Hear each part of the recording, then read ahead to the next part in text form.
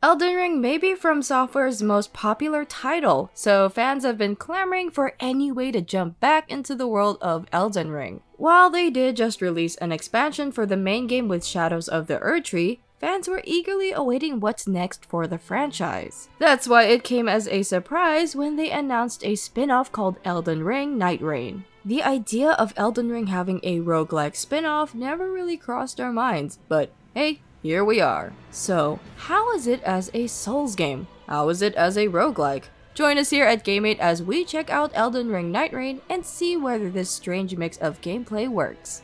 Unlike other FromSoft games where the story is tucked away behind the deep corners of the world and item descriptions, Nightreign's story is more or less a lot more direct. It takes place right after the event mentioned in the original game known as the Shattering, and is set in Limveld, which is found in a parallel version of the lands between. After the Shattering, a phenomenon known as the Night ravages the land and brings down heavy rains that wash away anything it touches. At the center of all this are the Night Lords, who are believed to be the source of the night and the destruction it causes. Now, a group known as the Nightfarers seek to fight against the Night Lords in hopes of putting an end to the night. These 8 Nightfarers all come from different backgrounds but are all united in one goal, which is to defeat the Night Lords at all costs. Elden Ring Nightreign's story is told in snippets as you learn more about the world, the more Night Lords you defeat. You will find most of these story beats in the Round Table Hold, which is where the Nightfarers are ready for their next expedition. Each of the 8 Nightfarers also has its tales in the form of remembrance quests that unlock as you go out on expeditions to Limveld. Since the constant struggle to end the night takes a toll on the Nightfarers, they slowly end up losing their memories as time goes on. The more expeditions you attempt, the more of their memories you unlock, which reveals their past and their reason for fighting. We don't want to spoil too many of these quests, but some of them do have a few moments that left quite an impression on us.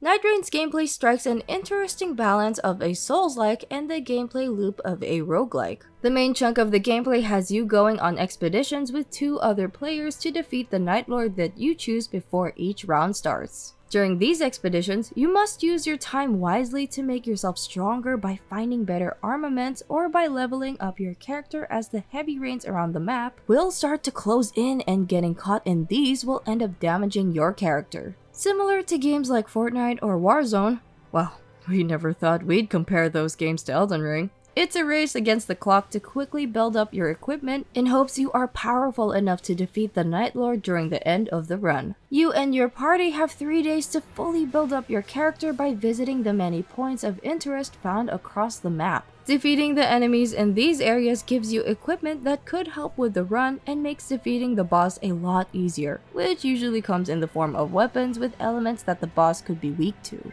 At the end of each day, you will face a mini-boss which you will need to defeat to progress to the next day. There are a lot of different variations of mini-bosses you will fight, and players of Elden Ring will recognize some of these enemies. The thing though is that the boss pool isn't just limited to Elden Ring. Fans of Soulsborne will be glad, or dread, to see some fan-favorite Dark Souls bosses return as mini-bosses in this one. Imagine our surprise when we end up facing some of the notable Dark Souls bosses like the Gaping Dragon from Dark Souls 1, and even the Duke's Dear Freya from Dark Souls 2, and even— wait, is that the Nameless King?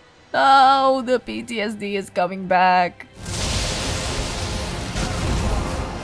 Once you reach day 3, you will come face to face with the Round's Night Lord. It is here that you and your team are put to the test, as you will need to rely on the equipment you've gathered to hopefully overcome the battle against this formidable foe. In true Soulsborne fashion, the bosses here are no joke and require careful communication with your team and understanding of your character's abilities. After the end of each run, you earn rewards in the form of relics, and this is where the roguelike system comes into play. These relics buff up your character, which makes you start your next expedition a bit more powerful. Some of them provide passives like starting with a different ability or even giving your starting weapon an infused element. There are even relics that are character specific and provide passives that target the specific skills that a character has. Speaking of your character, unlike the main game, the game doesn't feature a character creation and you instead have to choose from 8 pre-existing characters who all have their strengths and cater to different playstyles. There are 8 Nightfarers, with 2 of them you have to unlock by progressing through the story, with each of them a reference to your typical trope of Souls game builds.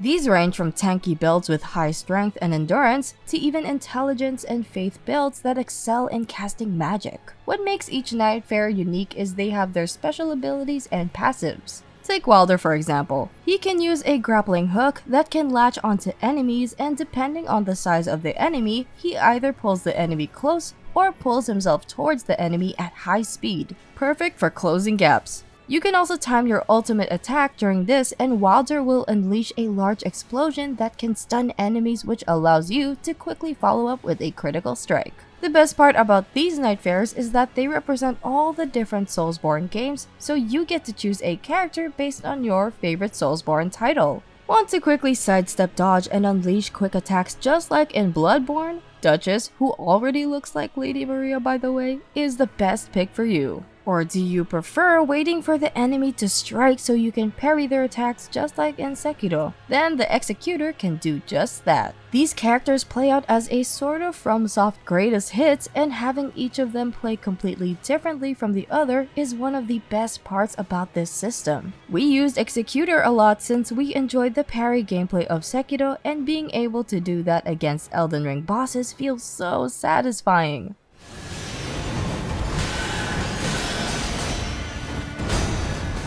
Another way the game shakes up each run is through events called Shifting Earth, which changes a large section of the map. These are high-level areas that take a well-coordinated team to tackle, but the rewards at the end make it worth attempting. This is where we think the game could use some improvements, as the game could use some better way of communicating with your team. While this isn't a problem when you have friends to play with, it is when you are matched with random people that it feels like the game needs a better way to communicate things. Because of the lack of ways to communicate with the team, there are times when a teammate ends up drifting off from the rest of the party and ends up doing their own thing. The thing is, the game can only be played with either a group of 3 or just solo. You can play the game solo, but we don't advise it unless you are good at the game, since the game can be pretty difficult, which is on par with the Soulsborne experience. While it is doable to do a solo run, it is pretty noticeable that the game is balanced with a 3-person team in mind, and going in solo requires a bit more work to beat the enemies. Another thing that could be improved is the matchmaking, as there were times when we sat waiting for minutes on end waiting for us to be matched with randoms for an expedition. But once it does,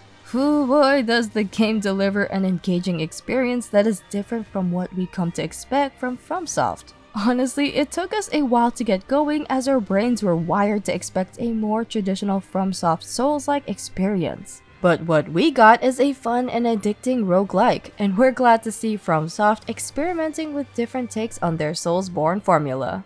Nightreign's visuals stay mostly the same as the original, and even go as far as to reuse most of the game's assets for the many locations and enemies found around the map. The land of Limveld features many familiar landmarks that players coming from Elden Ring will definitely recognize. The landmarks are randomized with each run, so you don't have to worry about seeing the same encampment in the same place multiple times in one round. The Shifting Earth event does shake up the environment, which makes exploring the land of Limveld even more engaging, as you may never know what will happen in each expedition. As for the character models, both the Nightfarers and the Night Lords look well designed and unique. The designs of the 8 Nightfarers all show off their personality and fit with the playstyle associated with them. This even applies to the costumes you can unlock for each Nightfarer later in the game. You can purchase costumes for your characters with the in-game currency, and these extra outfits will give way for players to show off their chosen character style. The best part about some of the costumes you unlock is that some of them are references to some memorable characters in the Souls series.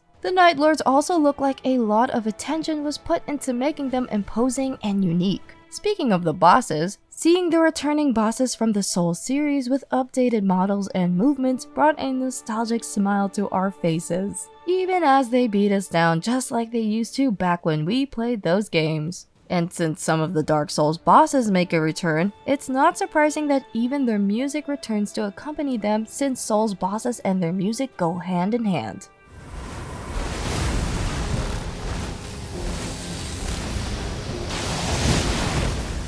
The game's audio also reuses some of the sounds used in the base game, which isn't a bad thing as the audio design for the original game is already pretty excellent. It is in the newer music scores where the audio shines. FromSoft never disappoints with adding memorable soundtracks to their games, so we're glad to see that they haven't lost their touch with making great soundtracks even if Nightreign is just a spin-off title. We'd like to give a shout out to the Roundtable Hold music as it features a lot of motifs found in the hub areas of the Soulsborne series. Hearing the faint notes of the Firelink Shrine and Majula theme gave us a sense of safety as we were brought back to a time in the Soul series where we just sit and watch over the flames of a bonfire.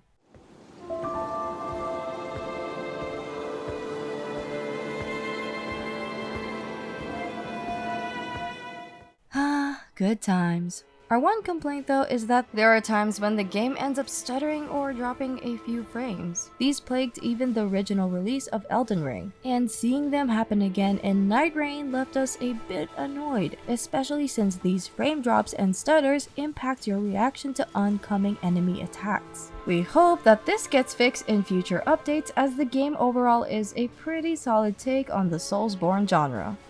Elden Ring Nightreign is a pretty interesting experiment that mixes a Souls game with a roguelike mechanic, and we think that they pulled it off pretty well. It has this addicting gameplay loop that keeps us engaged throughout, and we honestly suffer the usual one more round syndrome when we play it with friends. While it does have quite a few problems like the lack of communication, the long matchmaking times, and a few frame drop hiccups, we think the overall gameplay loop makes playing it worth it. That's why we here at Game8 are giving Elden Ring Nightreign an 84 out of 100. So, what do you guys think of Elden Ring Nightreign? Do you guys like how they are experimenting with the Soulsborne formula? Let us know in the comments below. If you like the video, like and subscribe for more gaming related content. This has been Game8 and we'll see you guys in the next video.